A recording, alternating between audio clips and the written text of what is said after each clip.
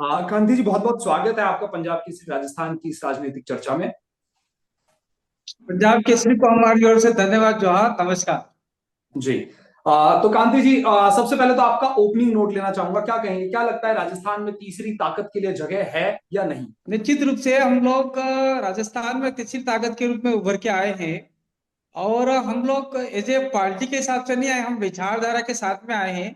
S T, जी। S C, OBC, minority, संचित, वंचित, दलित और जो भी सवर्ण कास्ट लोग हैं जो कहीं न कहीं प्रताड़ित है, जिसकी जी। आवाज आपका कांग्रेस बीजेपी नहीं सुन रही थी, उनकी आवाज बन के हम लोग उभरे हैं। और आज की तारीख में हम देखा जाए तो दक्षिण राजस्थान के साथ साथ में अन्य इलाकों में भी अधिकतम संख्या में लोग हमारे साथ जुड़ रहे हैं। और आज आज हमारे पास में 4 विधायक राजस्थान में हैं और एक विधायक मध्य प्रदेश में है और एक सांसद हमारे साथ में है। इसलिए निश्चित रूप से हम राजस्थान में तीसरी ताकत के रूप में उभर के आए हैं। देखिए, राजस्थान ही नहीं, पूरे भारत देश ही नहीं, पूरे विश्व में देख लीजिए, जहां जहां धार्मिकता को लेकर ये लोग आगे बढ़े हैं, तो धार्मिकता के आधार पर सारे विश्व ने नकार दिया है। तो भारतीय जी। जनता पार्टी आज की तारीख में धर्म को लेकर आगे बढ़ रही है, वो धर्म की राजनीति कर रही है। और धर्म विशेष को लेकर पूरा देश नहीं चल सकता, देश संविधान से चलता है। संविधान में सभी धर्मों को मान्यता दे रखी है। और भारतीय जनता पार्टी मात्र और मात्र हिंदू धर्म को लेकर आगे बढ़ रही है। और कुछ समय पहले हम देखते आ रहे हैं कि भारत देश के अंदर हिंदू मुस्लिम के दंगे हो, चाहे सिख के दंगे हो, सारे दंगे करवाया करते थे।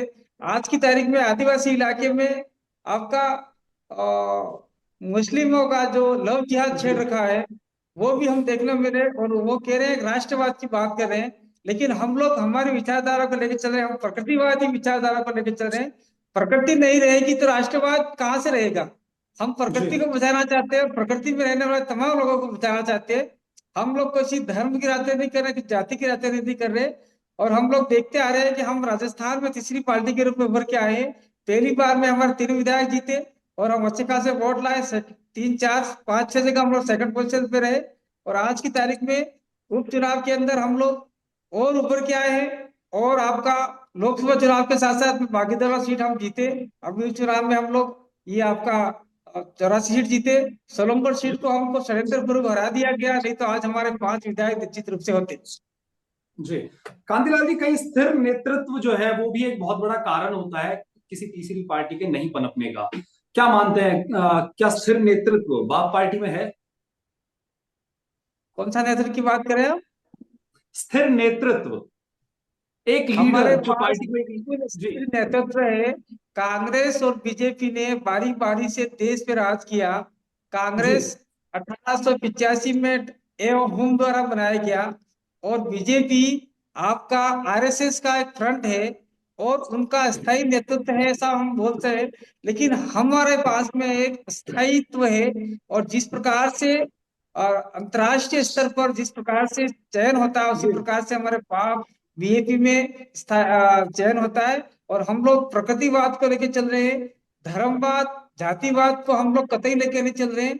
हम पांचवें जी। अनुसूचित संविधान को लेकर चल रहे हैं। और देश के अंदर जिस प्रकार से S T, S C, OBC और माइनॉरिटी के साथ में जो शोषण अत्याचार हो रहा है, साथ साथ में ब्राह्मण सवर्ण वर्ग के लोग हैं, उनके साथ में भी शोषण अत्याचार हो रहा है। वो मात्र और मात्र राजनीति कर रहे हैं। दूसरी जो मूल स्ट्रीम की पार्टियां हैं, हम लोग आम जनता की आवाज बन के उभरे हैं। और आने वाले समय में हम लोग आम जनता की आवाज बन के उभरेंगे।